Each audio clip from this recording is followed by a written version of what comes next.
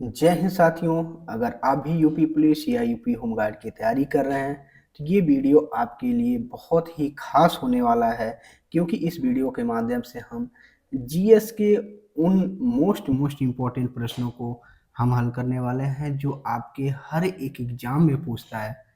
इससे पहले हम प्रश्नों पर आए, चैनल को सब्सक्राइब जरूर कर दीजिए। प्रश्न पे आते हैं, भाषा के आधार पर बनने वाला पहला राज्य कौन था। ये तो क्वेश्चन हर जगह ही पूछता है कि भाषा के आधार पर बनने वाला पहला राज्य कौन था। आंध्र प्रदेश था। बना कब था, सन भी याद रखना है। 1953 में पहला भाषा के आधार पर भाषा के आधार पर आंध्र प्रदेश बना था। देखिए, राज्य पुनर्गठन आयोग आया था 1956 में। 1 नवंबर 1956 को आया था राज्य पुनर्गठन आयोग। बाकी राज्यों का जो गठन हुआ था 1 नवंबर 1956 को हुआ था, लेकिन आंध्र प्रदेश का गठन 1953 में ही कर दिया गया था। और किसके आधार पर? भाषा के आधार पर इसका गठन किया गया था।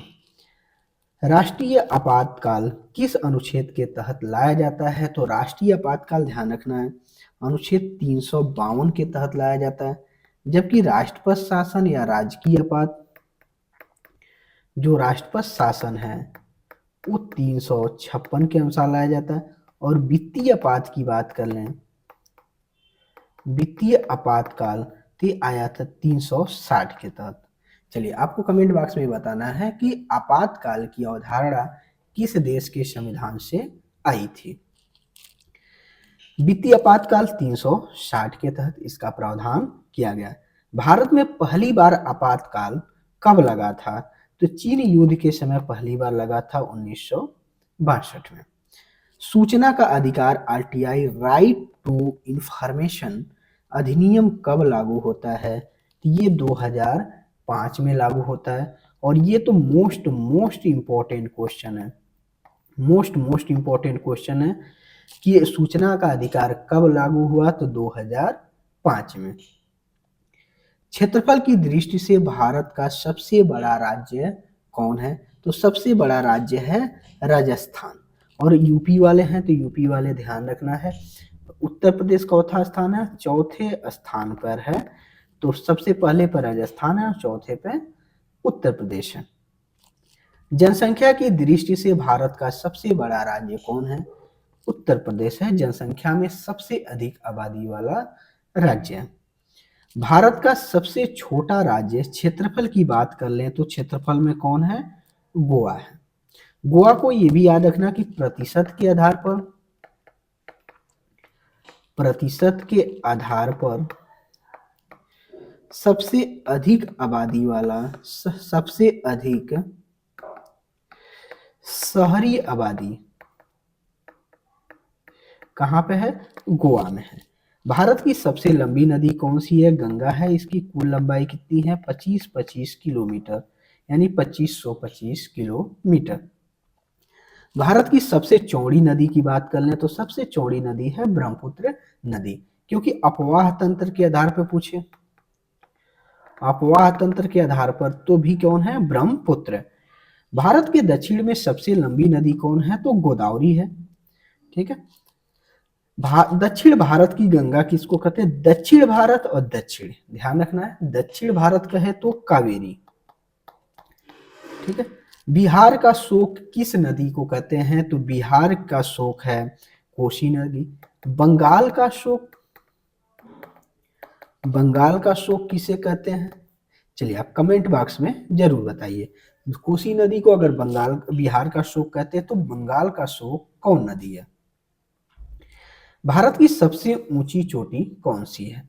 जो भारत की जो सबसे ऊंची चोटी गाडविन आस्टीन है। कितनी ऊंचाई है? 8611 मीटर। भारत की बात कर रहा है, लेकिन यही पूछे भारत में, तो भारत में कौन है? कंचनजंगा। ध्यान रखना, क्योंकि भारत की पूछा है, क्योंकि ये विवादित क्षेत्रों में है, पीओके वाले क्षेत्रों में, जबकि भारत में नहीं है। तो भारत की तो गाडविन आस्टीन यानी K2, भारत में कंचनजंगा। तो भारत में हिमालय की सबसे ऊंची चोटी कौन सी है? कंचनजंगा है, 8586 मीटर। भारत का सबसे लंबा बांध कौन सा है? तो भारत का सबसे लंबा बांध जो है हीराकुंड बांध है। और किस नदी पे है? आपको बताना किस नदी पर है।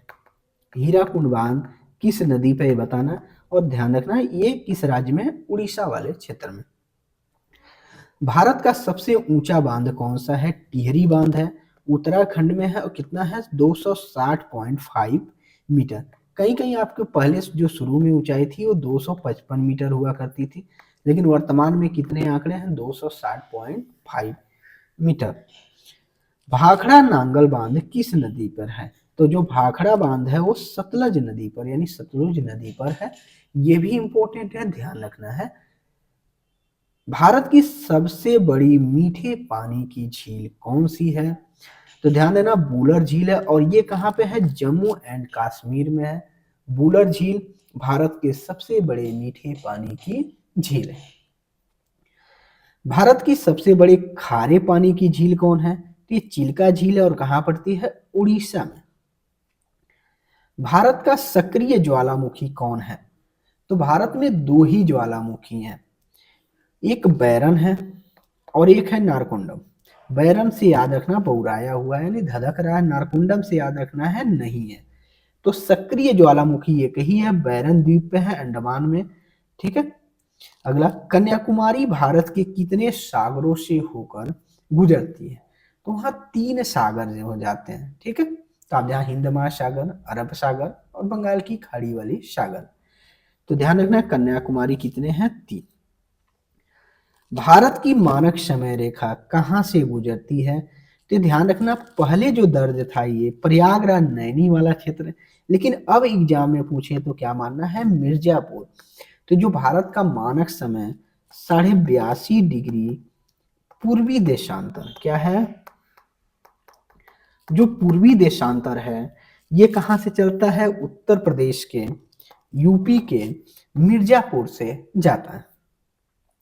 चलिए आपको बताना कितने राज्यों से होके जाता है? भारत के कितने राज्यों से होकर जाता है? भारत और चीन के बीच की सीमा रेखा का क्या नाम है? मैकमोहन रेखा। मैकमोहन रेखा। लेकिन इंपॉर्टेंट एक क्वेश्चन ये भी बन जाता है कि ये कब खींची गई थी? कब खींची गई थी? ये आपको कमेंट बॉक्स में बताना है। और कहां कहां है? तो ध्यान देना चीन और अरुणाचल प्रदेश वाले हिस्से में। कहां पे है ये? चीन और अरुणाचल प्रदेश में है। कब खींची गई आपको एक कमेंट बॉक्स में बताना है। भारत और पाकिस्तान के बीच में सीमा रेखा का क्या नाम है? रेड क्लिफ है। और कब खींची गई? 1947 में। पाक जल डमरू संधि किन दो देशों को अलग करता है? तो भारत और श्रीलंका के बीच में है। ये भी इंपॉर्टेंट है। भारत का सबसे दक्षिणी बिंदु कौन है? इंदिरा पॉइंट है। कौन है? इंदिरा पॉइंट। और उत्तरी बिंदु की बात कर लें, भारत की उत्तरी बिंदु इंदिरा काल है। और ये क्या है? इंदिरा पॉइंट। पूर्वी बिंदु की बीथू है। कहां पे? अरुणाचल प्रदेश। ठीक है। और सबसे पश्चिमी बिंदु कौन है? गौहर मोती। क्या है? गौर मोती या गौहर मोती, या सर क्रीक भी ऑप्शन में कभी कभी दे देता है। ये गुजरात वाले हिस्से में है। अगला, अंडमान को निकोबार से कौन अलग करता है? तो अंडमान और निकोबार से अलग करता है 10 डिग्री चैनल। भारत का सबसे पुराना पर्वत कौन है? अरावली श्रृंखला। नीलगिरी की सबसे ऊंची चोटी कौन सी है? दो दो बेटा है सबसे ऊंची चोटी। भारत में सबसे अधिक वर्षा कहां होता है? मासिन नाम। और कहां पे है? मेघालय में। रबी की फसल कब बोई जाती है? तो अक्टूबर और नवंबर में बोई जाती है, और मार्च अप्रैल में काट ली जाती है। खरीफ की फसलों की बुआई की जाती है जून से जुलाई में, और अक्टूबर से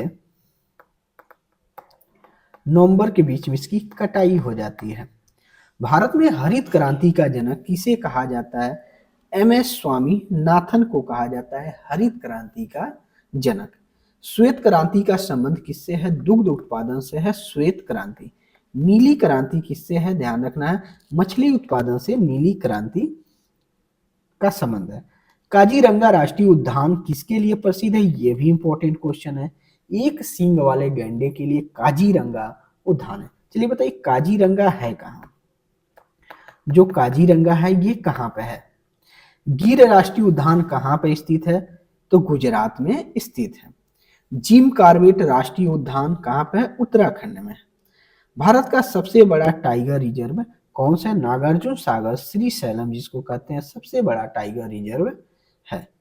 सुंदरवन डेल्टा कौन सी नदी बनाती है, तो गंगा और ब्रह्मपुत्र नदियों के जो मिलन है वहां पर डेल्टा बनता है और उस डेल्टा का नाम है सुंदरवन डेल्टा। चंदन के वृक्ष सर्वाधिक कहाँ पाए जाते हैं, तो कर्नाटक में पाए जाते हैं सबसे अधिक चंदन के वृक्ष। भारत में केसर का उत्पादन कहाँ होता है, जम्मू एंड कश्मीर में सबसे ज्यादा केसर का उत्पादन होता है। जूट उत्पादन में अग्रणीय राज्य कौन सा है, जूट की बात कर लें तो पश्चिम बंगाल सबसे ज्यादा जूट उत्पादन करता है। चाय उत्पादन में अग्रणी राज्य की बात कर लें तो चाय उत्पादन में सबसे ज्यादा अग्रणी राज्य जो है वो है असम है। कॉफी उत्पादन की अग्रणी राज्य कॉफी में कौन है, कर्नाटक। भारत का डेट्राइट किसे कहते हैं, चेन्नई को कहते हैं, ये भी ध्यान रखना डेट्राइट किसको कहेंगे, चेन्नई में। कभी कभी आपको एमपी में भी मिल जाता है क्योंकि एमपी भी उसका एक ब्रांच है वो मध्य प्रदेश में भी है। भारत का मानचेस्टर किसे कहते हैं, अहमदाबाद। ये मानचेस्टर किसके लिए प्रसिद्ध है, सूती वस्त्र उद्योग के लिए प्रसिद्ध है। और मानचेस्टर ब्रिटेन का एक शहर है, उसी के आधार पर यहाँ जो सूती वस्त्र उद्योग है उनको मानचेस्टर कहते हैं। उत्तर भारत का मानचेस्टर, उत्तर भारत का जो मानचेस्टर है वो कानपुर को कहते हैं। किसको कहा जाता है, कानपुर। 2011 की जनगणना के अनुसार भारत का लिंगानुपात कितना है, तो 943 है। सौर मंडल का सबसे बड़ा ग्रह कौन है, बृहस्पति है, सबसे बड़ा ग्रह बृहस्पति। कुल ग्रहों की संख्या कितनी है, 8 है। आज की इस महत्वपूर्ण वीडियो में इतना ही। वीडियो कैसा लगा आप कमेंट बॉक्स में जरूर बताइए। अगर चैनल पर नए हैं तो चैनल को सब्सक्राइब करना ना भूलें। मिलते हैं अगले वीडियो में। जय हिंद, जय भारत।